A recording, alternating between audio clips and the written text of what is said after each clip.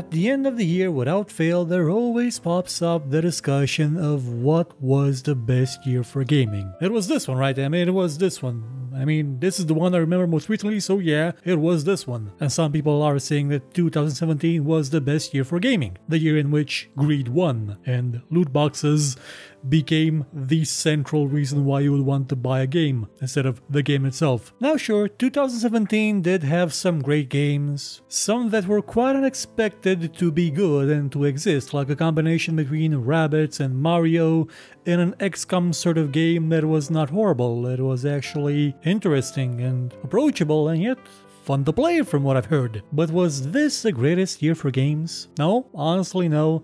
On account of, although there were some good games launched this year, there wasn't something that you would call absolutely stupendously game-changing or something that redefined anything, or at least something that truly pushed the envelope. So then, what was the greatest year for gaming? Well, some would say it was 2007. Oh, I remember the 2007 that those people speak of. I remember them at E3s, at Game Award shows saying, was this the best year for games? Well, we think it was, because this is when we truly began to embrace turning the games industry into Hollywood with all the glitz and glamour and advertising and constant media scrutiny, where everything is live streamed, everything is recorded, everything is everywhere. And mind you, 2007 had some amazing games. You had Team Fortress 2, you had Portal, you had the original Mass Effect and the first Witcher game. You had the Call of Duty game that was the first in its series to not be set in World War II and thereby did not have any of the problems of the World War II fatigue of the time, so thereby it was better than the rest.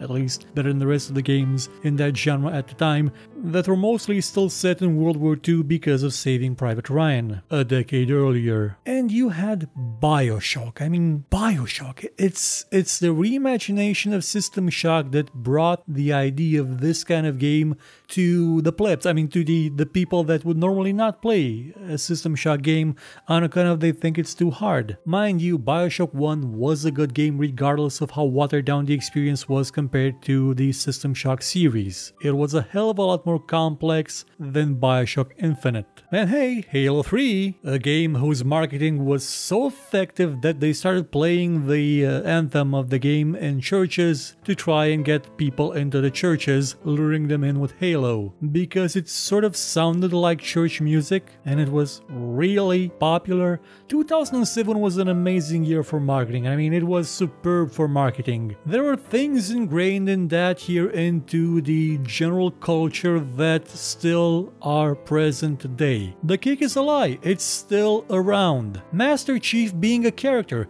it's still around, even though he does nothing and says nothing in the game. It's just a blank space that you fill. And yet, 2007 wasn't really what you would call filled with a plethora of video games that defined, redefined, and truly pushed the boundaries of pretty much anything. Yeah, they were good games, and what Team Fortress did for the character-based multiplayer class shooter, that's something we're feeling even today. But you just can't shake the thought that it didn't really do much. Yeah, Crysis is still a powerhouse of graphics that some of the sequels didn't actually manage to live up to in terms of gameplay or graphics, especially the second one that was kind of horrible, but you just sort of feel like there was more. So some people say, well, of course, 1998 was the best year for gaming. That's when we got Baldur's Gate, that's when we got Thief, that's when we got StarCraft. That's when the greatest game ever made, which depending on your point of view is either Half-Life or The Legend of Zelda Ocarina of Time, was released. So that's got to be the best year for games, right? Well, close. 1998 did have some games that truly defined and redefined genres. Even the sequels of that year were just damn amazing, like Fallout 2 or Might and Magic 6, two of the greatest RPGs ever created. And of course we had Baldur's Gate 2, which made makes 3 of the best RPGs ever created in the same year. So was it 1998? Some people would say no, some people would say it was 1996, of course, because that's when we got Super Mario 64, the definitive 3D platformer. That's when we got Resident Evil, the first and, inventor of the survival horror genre. That's when we got Tomb Raider, one of the first properly good 3D action games. That's when the Shin Megami Tensei Persona series appeared.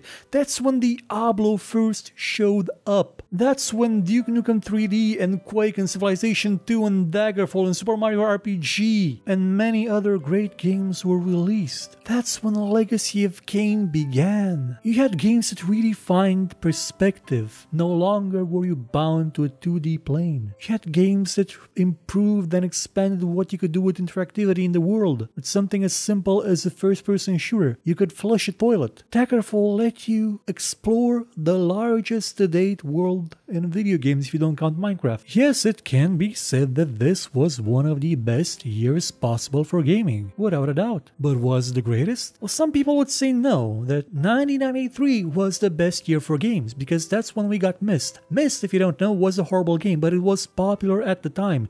It was the Dark Souls of its age, in the sense it was obtuse as hell and everybody liked it for some reason, and it spearheaded the idea that you need a CD drive. Sure, 7 Guests did it too, but Myst just bounced all over everything and blew it all to new levels. You needed a CD drive. You needed something that can give you this kind of visual, this kind of graphics, which was all pre-rendered, but still, it looked amazing. And that was the year when we got Doom.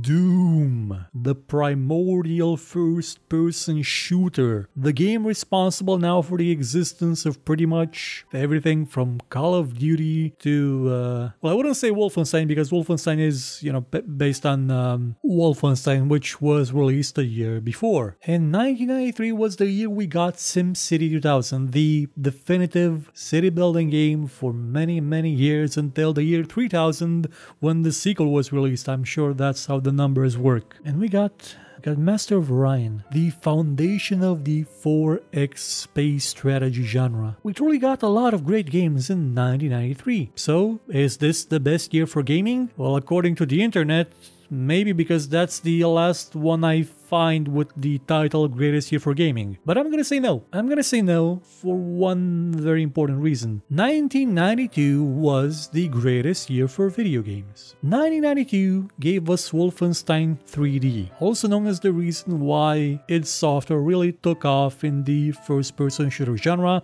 and, made the first-person shooter genre. 1992 was when we got Dune 2. It's when the RTS genre was born. 1992 is when we got Ultima Underworld and the first-person immersion game was born. 1992 is when we got Star Control 2, a space adventure the likes of which we will probably never see until the next Star Control game comes out, made by the developers of the original. It was the year when we got Ultima 7. At its time, and for probably decades, the epitome of open world RPG. Unsurpassed, probably until Divinity Original Sin, and in a bit of a way by the Gothic games. This was the year when the horror survival genre was born. No, not with Resident Evil, no, with Alone in the Dark, which plays a lot like Resident Evil, almost like Resident Evil, copied a lot from it, including the awful control scheme. If you're more of a console fan, well, you've got Super Mario Kart. What's not to love about that game, apart from being murdered constantly by those goddamn shells? We even got the first part of one of the greatest RPG duologies ever made, Might and Magic 4: The Clouds of Xeen, and the prequel to everybody's least favorite Blood Omen game, Shakanda Foreverman. In terms of pushing the envelope, of creating new genres, of breaking things down and improving them further, this was the year. And if we go back in time, odds are we'll find another year where things began, where innovation was made a scale at which we do not have an equivalence today. Now, the reason why I made this show is because I actually had planned something else for this year. Something I could not do. But I'm gonna try to make it next year. It's not a small project, it's actually one that will stretch out for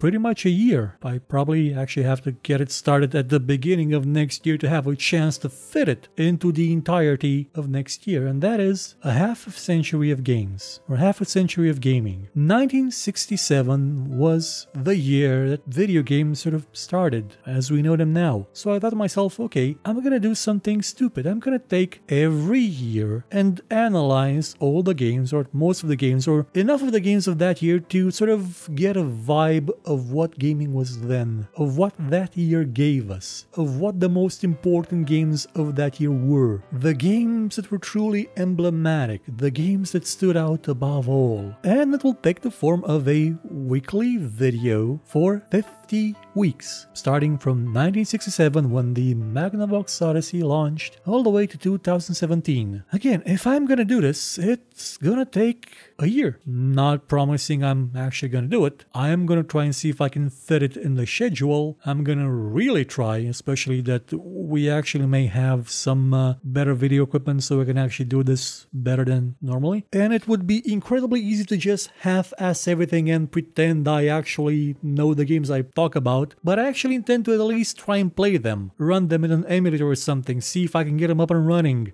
capture some fresh footage from them and have them be real and tangible and crisp for you. And that's gonna take time, but it's not impossible. So consider this show a really bad preview of what's to come, what may come. I mean, again, not committing to this, I'm just saying I really want to do it. And there's a chance that I may be able to, though it may come at the replacement of a different show. We'll see. 2018 is gonna be a big year. There's bound to be a way to fit 50 shows in there, one each week, without interruptions. Are gonna take quite a bit to prepare for. I should have honestly started preparations in August when I came up with the idea. Only back then I thought about doing it as one single show, which was even dumber. In case you're wondering, I did do something similar once where I made an entire single show about every D&D game ever made, as in video D&D game, not the pen and paper variety. And yeah, that was a stupid idea. I should have just made several episodes. That is still one of the shows I'm most proud of. I actually used editing in that one. Different times with hope and time to actually edit. I'm curious to see what's your favorite year for games. What's the year that defined you as a gamer? What's the year that you most enjoyed, or that you look back on and wonder to yourself, man, wouldn't it have been awesome to be a gamer back then, to have access to a console, to a computer, to have something back then to let you play the games that came out then? Please tell me in the comments. I would really want to know why you would love that year. Goodbye.